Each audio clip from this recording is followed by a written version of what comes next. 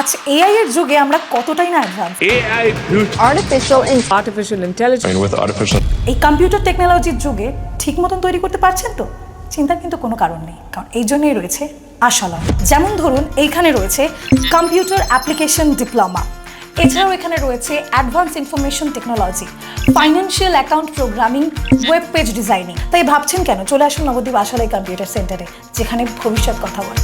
17 বছরের নবদ্বীপের ঐতিহ্য এই চন্দনযাত্রা নবদ্বীপ তথাশ্রী সমাজবাড়ি আশ্রমের আমাদের প্রাণের ঠাকুর রাধারমন জিউ বছরে এই 3টে দিন বাইরে আসেন, এবং এর সবথেকে বড় যেটা মাধুর্যতা, এই সময় ঠাকুর আসেন শুধুমাত্র গৃহস্থ ভক্তদের স্কন্ধে আরোহণ করে।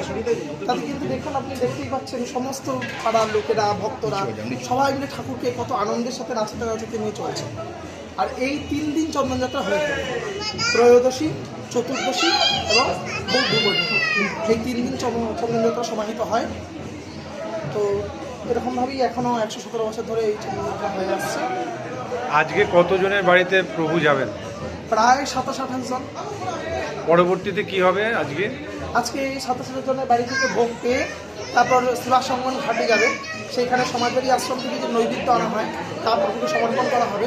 এরপর প্রভু গঙ্গায় আরোহণ করবেন, গঙ্গায় যে নৌকা থাকবে সেই নৌকা করে সারা রাত কীর্তন হবে, এবং নৌকায় মাঝ গঙ্গায় ভ্রমণ করবেন, প্রভু নৌকা বিহার করবেন, তার সাথে সখী মায়ের স্বরচিত পথ পালাবলী কীর্তনাদি হবে।